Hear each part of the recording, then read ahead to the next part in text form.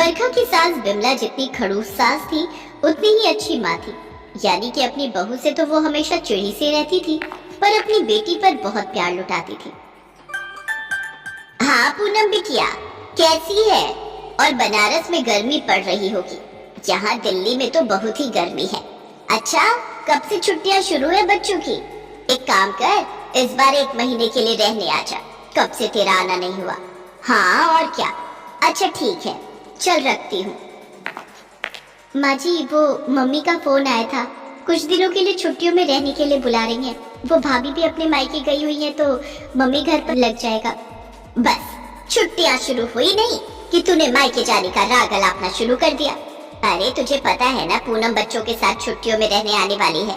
अब मैं अकेले तो सारा काम करूंगी नहीं, और पूनम कोई नौकरानी तो है नहीं, इस घर की बेटी है, उसे घर के कामों में लगाने के लिए नहीं बुला रही हूँ। तू तो बड़ी चालाक है, ननद के बहाने छुट्टियों में अपने मायके में आराम करने जाना चाहती है, ताकि पूनम यहाँ का सारा काम समेट ले। हरीश ऑफिस जाता है, तेरे ससुर जी दुकान जाते हैं। पता है ना, सुबह नाश्ता और रोटी पैक करना होता है। ना भाई ना, मैं तुझे ना जाने दूंगी। आखिर में देखूंगी, एक दिन के लिए जाना हो तो हो आना। पर माँ जी, आखिरी की छुट्टियों में बच्चों की ट्यूशन शुरू हो जाएगी, इसलिए मेरा जाना नहीं हो पाएगा। बिमला ने बरखा की बात पर ध्यान नहीं दिया। अरे बिमला, ये एसी की सर्विस करने वाला आ गया है। बरखा, ओ बरखा, अपने कमरे का दरवाजा खोल दे, तेरे कमरे का एसी सर्विस होगा। पूनम और बच्चे कल सुबह दिल्ली पहुंच जाएंगे। तुम बाहर ड्राइंग रूम में अपना बिस्तर रख लो, यहीं कुछ दिन जमीन पर सोने का प्रबंध कर लेना। बिमला, मैं सोच रहा था एक एसी और ले लेते हैं। यहाँ ड्राइंग रूम में पंखे की गर्मी में भला, और कूलर भी पुराना। चुप रहो जी, इतना बिजली का बिल कौन भरेगा? घर में 2-2 एसी चलेंगे तो हैं? कुछ दिनों के लिए तो लड़की आ रही है, तुम उस पर भी नजर लगा दो। अरे कुछ दिन यहाँ के ड्राइंग रूम का कूलर चला लेंगे बच्चे। मैं जानती हूँ हरीश इस बात को समझ जाएगा, फालतू खर्चे कम करा करो। अगले दिन पूनम बच्चों के साथ रहने आ जाती है। पूनम के बच्चे बहुत ही शरारती थे। मम्मी, निधि ने मेरी गुड़िया तोड़ दी। कोई बात नहीं बेटा, निधि भी तो तुम्हारी छोटी बहन है ना, गलती से टूट गई होगी, मैं तुम्हें और खरीद दूंगी।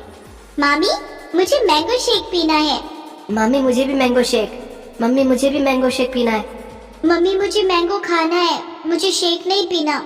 मामी, मुझे मैंगो शेक रहने दो, मुझे भी मैंगो दे दो, मुझे भी मैंगो ही खाना है। माँ जी, बच्चे मैंगो खाने के लिए कह रहे हैं, एक ही रखा है। मैं सोच रही थी बाबूजी को फोन कर दूं, दुकान से आते हुए वो आम लेते आएंगे। एक तो रखा है ना, बंटी को आधे का मैंगो शेक बना दे और आधा निधि को खाने के लिए दे दे। पारुल और पीयूष बाद में खाते रहेंगे। बरखा बेचारी क्या करती, उसने अपने बच्चों का मन मार कर ननद के बच्चों को मैंगो आधा आधा बांट दिया। बंटी को मैंगो शेक बना कर दिया और निधि को खाने के लिए दिया। इस पर पीयूष और पारुल का मन खराब हो गया। तब बरखा ने उन्हें समझाया, बच्चों कोई बात नहीं, शाम को दादाजी आएंगे तो मैं तुम्हें और मैंगो मंगा दूंगी। अब हम बुआ के घर जाते हैं तो वो भी हमें कितना कुछ खिलाती है ना। ऐसे ही मैंने बंटी और निधि को आम दे दिया, ठीक है? अरे भाभी, जरा कमरे का एसी खोल दो, बहुत गर्मी हो रही है। माँ आओ ना, तुम्हारी गोपी बहू वाला साथ निभाना साथिया सीरियल लगा दिया है। अरे भाभी, एक गिलास ठंडा शरबत बना दो, बहुत मन कर रहा है। और वो पापा जी सुबह तरबूज लाए थे, वो भी काट कर फ्रिज में रख देना, मैं थोड़ी देर में खा लूंगी। अच्छा माँ, मैं सोच रही थी रात को भरवा टिंडे बनवा लो और साथ में सूखे करेले। और भाभी, आलू प्याज डाल देना करेले में, बच्चे आलू छाट छाट कर शौक से खा लेते हैं। अरे तू चिंता मत कर, आलू थोड़े ज्यादा डलवा दूंगी। बरखा सुन लिया ना, जा फटाफट रात के खाने की तैयारी कर ले और पूनम के लिए शरबत बनाना। भरी गर्मियों के दिन सारा दिन बरखा घर के कामों में लगी रहती थी और उसकी ननद और सास पूरा दिन एसी में बैठकर गप्पे मारती थी। आधी छुट्टियां बीत चुकी थी। बरखा, तुम कहो तो मैं एसी ड्राइंग रूम में लगवा देता हूँ। तुम्हें और बच्चों को बहुत परेशानी हो रही होगी, यहाँ बहुत गर्मी है, कूलर की हवा बहुत गर्म है, कूलर भी तो पुराना हो गया है। अरे नहीं जी, पहले भी तुम्हारी सैलरी से इतना खर्चा हो जाता है घर का, अब उधार पर रहने दो, थोड़े दिनों की तो बात है। ननद से चली जाएंगी तो कमरे में हमारे लिए लगा हुआ है एसी, अगले साल देख लेंगे, तुम्हारा हाथ भी थोड़ा खुला हो जाएगा। ठीक है, जैसी तुम्हारी मर्जी। अगले कुछ दिनों में बरखा गर्मी में सारा दिन काम करती रही। बरखा की ननद पूनम बिल्कुल भी हेल्प नहीं करती थी, बस खाना तैयार तो खाने बैठ गए। मजाल है कि पूनम ने एक गिलास उठाकर रसोई में भी रखा हो। बरखा पूरा दिन थक जाती थी, ऊपर से गर्मी। एक रात कूलर खराब हो गया और बरखा और हरीश को बच्चों के साथ गर्मी में सोना पड़ा। बरखा पूरे दिन की थकी हुई थी। उस रात वो गर्मी में सो नहीं पाई और अगले दिन बरखा सबके लिए नाश्ता लेकर जा रही थी। अचानक ही वो चक्कर खाकर जमीन पर गिर पड़ी। माँ पापा जल्दी आओ, देखो बरखा चक्कर खाकर बेहोश हो गई है। अरे बिमला तुझे आवाज आ रही है या नहीं? जल्दी आ। माँ लगता है पापा आवाज लगा रहे हैं, जरा कमरे का दरवाजा खोलो। कमरे के दरवाजे बंद करके बैठी हुई हो, कुछ सुनाई नहीं दे रहा तुम्हें? अरे बरखा बेहोश हो गई है। क्या बहू बेहोश हो गई? भाभी बेहोश हो गई? सब लोग घबरा जाते हैं। हरीश डॉक्टर को फोन करके घर बुलाता है। थकान और नींद पूरी न होने के कारण इनको चक्कर आए थे। आगे से ध्यान रखिएगा इन सब बातों का, नहीं तो यह खतरनाक हो सकता है। अपने शरीर से उतना ही काम लीजिए जितना आपका शरीर बर्दाश्त करता है, और रात में नींद भी अच्छी लेनी है। कम से कम 7 से 8 घंटे की नींद बहुत जरूरी है। खूब पानी पीना है, जूस फ्रूट्स और हेल्दी डाइट बहुत जरूरी है। ज्यादा गर्मी में धूप में नहीं घूमना है। थोड़े दिन आपको रेस्ट करना पड़ेगा। डॉक्टर की बातें सुनकर विमला और पूनम का बहुत मन खराब होता है। दोनों को अपनी गलती का एहसास होता है कि उन्होंने सचमुच बरखा के साथ बहुत गलत किया। हरीश अभी एक नया एसी लेकर आ और ड्राइंग रूम में लगवा। रात को मेरी बहू बरखा एसी में सोएगी ताकि उसे अच्छी नींद आ सके। माँ क्यों ना एक काम करते हैं, भाभी को कुछ दिनों के लिए उनके मायके भेज देते हैं। थोड़े दिन अपनी मम्मी के पास रहेंगी तो इनका मन भी खुश हो जाएगा। और भाभी तो कह रही थी कि उनकी मम्मी अकेली है, इनके जाने से उनका भी मन लगेगा और भाभी को थोड़ा चेंज मिल जाएगा। हाँ ये ठीक रहेगा। बहू तुम कल ही अपनी मम्मी के घर चले जाओ और थोड़े दिनों वहाँ आराम से रहो। यहाँ पर मैं और पूनम सब संभाल लेंगे। अपनी सास और ननद का इतना मिलनसार व्यवहार देखकर बरखा की आंखों में खुशी के आंसू आ जाते हैं। अगले दिन वो बच्चों के साथ कुछ दिनों के लिए अपनी मम्मी के घर रहने के लिए चली जाती है। हरीश बरखा को छोड़कर वापस लौट आता है और पीछे से बिमला और पूनम सारे घर को संभाल लेते हैं। बिमला को एहसास हो गया था कि बहू और बेटी में फर्क करना कितना गलत था। जब पूनम अपने घर रहने आ सकती है तो बरखा भी तो अपनी माँ के घर रहने जा सकती है ना। साल में एक बार गर्मियों की छुट्टियां आती हैं, जब बेटियां अपने मायके में आराम से रहती हैं। बरखा को देखकर उसकी माँ की खुशी का ठिकाना नहीं था। इतने दिनों बाद वो अपनी बेटी से जो मिली थी। बच्चे भी अपनी नानी के घर जाकर बहुत खुश थे। अरे तू चिंता मत कर, शाम को दामाद जी से कहना ऑफिस जाते समय यहाँ होते जाएंगे। मैं कढ़ी चावल बनाकर रखूंगी, तू रात में कुछ मत बनाना। तेरा कढ़ी चावल खाने का मन है तो आज तू माँ के हाथों की कढ़ी चावल ही खाना, ठीक है? सुनो जी, रवि के पापा, जरा जाओ तो जाकर बाजार से 2 किलो खट्टा मट्ठा या फिर वो ना मिले तो दही ले आओ। प्रेरणा के घर शाम को कढ़ी चावल बनाकर भेजने हैं। दामाद जी आएंगे तो ले जाएंगे। राज रानी, कभी कभी उपासना बहू की पसंद का भी कुछ बना लिया करो, ये मत भूलो। बेटी के साथ साथ तुम्हारी बहू भी गर्भवती है। कल उपासना बहू ने भरवा बैगन तुमसे पूछा था बनाने के लिए, तो तुमने बोल दिया कि कोई और सब्जी बना लो, तुम्हें भरवा बैगन नहीं पसंद। बस बस बहुत हो गई बहू की तरफदारी। मुझे पता है बहुओं को कितनी छूट देनी चाहिए और कितनी नहीं। ज्यादा सिर पर चढ़ाऊंगी ना तो मेरे लिए ही गलत होगा। अब जाओ और जाकर जो कहा है वो ले आओ।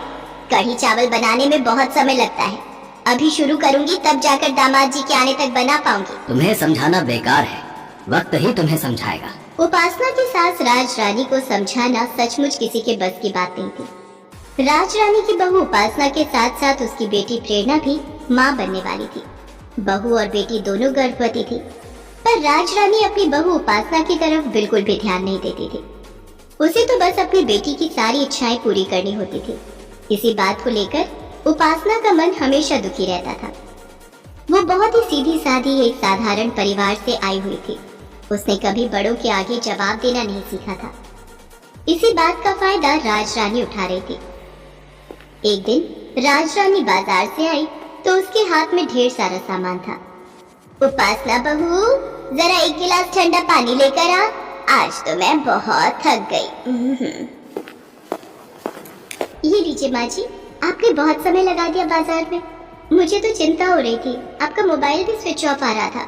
मैंने कई बार फोन मिलाया। मेरी चिंता मत करा कर, अब बेटी माँ बनने वाली है तो मुझे तो 100 काम है। अभी जच्चा के लिए सामान लाई हूँ, फिर बच्चा हो जाएगा तब उसके लिए नामकरण का ढेरों सामान लाना पड़ेगा।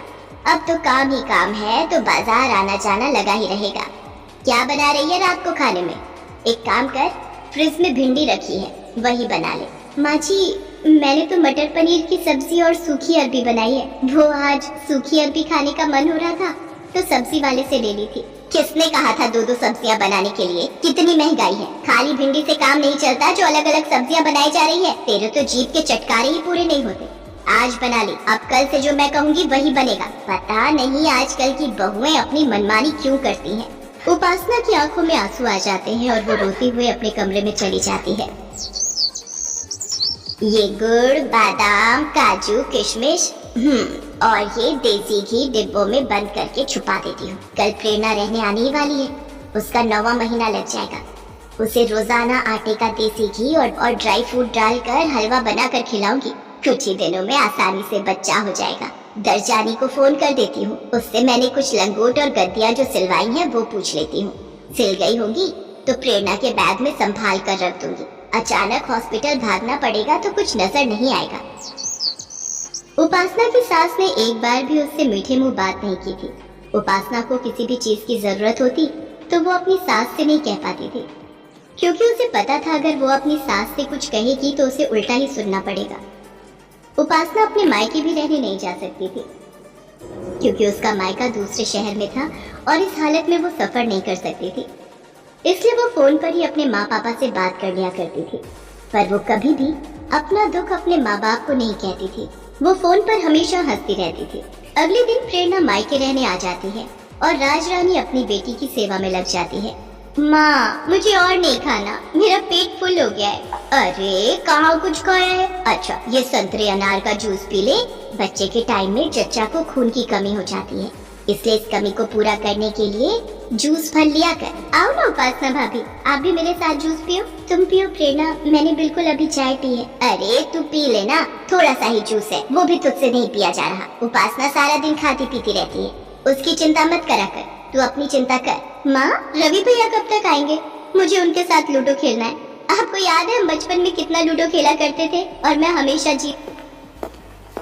प्रेरणा, अब तुम्हारी उपासना भाभी मुझे हरा देती है। पता नहीं मैं तुम दोनों से लूडो में बिल्कुल नहीं जीत पाता। अरे आप आ गए भैया, कैसे हो? मैं तो बिल्कुल ठीक हूँ। और तू सुना, तू कैसी है? मैं बस फ्रेश हो जाऊँ, फिर हम लूडो की एक एक बाजी खेलेंगे। उपासना, तुम भी फटाफट काम निपटा लो, हम तीनों मिलकर बैठेंगे। उपासना अभी लूडो वगैरह नहीं खेल सकती, तुम दोनों भाई बहन खेलो। मुझे प्रेरणा के कपड़े अलमारी में लगाने हैं तो उपासना मेरी मदद करेगी। राजरानी उपासना से काम करवाने का कोई न कोई बहाना ढूंढ ही लेती थी। उसे तो बस यही चिंता रहती थी कि उसकी गर्भवती बेटी खुश रहे। गर्भवती बहू से उसे कोई मतलब नहीं था। ऐसे ही कुछ दिन बीत जाते हैं। राजरानी प्रेरणा का बहुत ख्याल रखती थी। प्रेरणा और उपासना दोनों की डिलीवरी का समय नजदीक ही था। कब बच्चा हो जाए किसी को नहीं पता। एक दिन घर पर कोई नहीं था, रवि ऑफिस में था। उपासना की सास राजरानी और ससुर ज्ञानचंद भी किसी जरूरी काम से बैंक गए हुए थे। अचानक पीछे से प्रेरणा को लेबर पेन शुरू हो जाता है। भाभी, भाभी मुझे बहुत तेज दर्द हो रहा है। लगता है मेरे लेबर पेन शुरू हो गए। हे भगवान, अब मैं क्या करूं? मुझे प्रेरणा को हॉस्पिटल ले जाना होगा। प्रेरणा, तुम चिंता मत करो, मैं रोड से किसी ऑटो वाले को बुला कर लाती हूँ। प्रेरणा खुद इस हालत में नहीं थी कि तेजी से चल सके, पर वो हिम्मत करके किसी तरह ऑटो वाले को रोकती है और प्रेरणा को ऑटो में हॉस्पिटल लेकर जाती है। घबराहट से उपासना की खुद की तबीयत बिगड़ जाती है। डॉक्टर मेरी ननद की हालत। ओके, मैंने चेक कर लेती हूँ, आप अपने आप को संभालिए।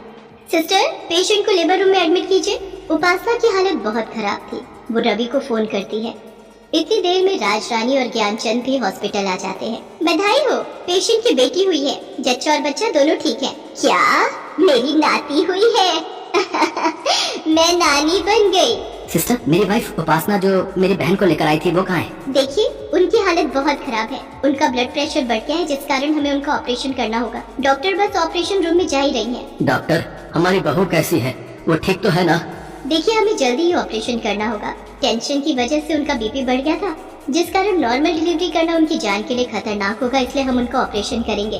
प्रेरणा को होश आ जाता है और वो राजरानी को सारी बात बताती है कि किस तरह से उपासना ने उसे हॉस्पिटल में एडमिट करवाया।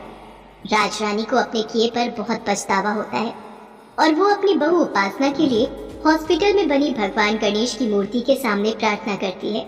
उसकी आंखें आंसुओं से भरी हुई थी। इतनी देर में सिस्टर दौड़ती हुई आती है और बताती है कि उपासना के बेटा पैदा हुआ है। जिसे सुनकर सब लोग बहुत खुश होते हैं। कुछ घंटों बाद उपासना को होश आता है और उसे रूम में लाते हैं। राजरानी उपासना से माफी मांगती है। मुझे माफ कर दे उपासना बहू, मैंने तेरे साथ अच्छा व्यवहार नहीं किया, पर तूने फिर भी एक बहू और भाभी होने का पूरा फर्ज निभाया। माँ जी, मुझे आप लोग लाइक, कमेंट, शेयर और सब्सक्राइब कर दीजिए इस चैनल को, ताकि मैं आपके लिए अच्छी अच्छी वीडियो बनाती रहूं।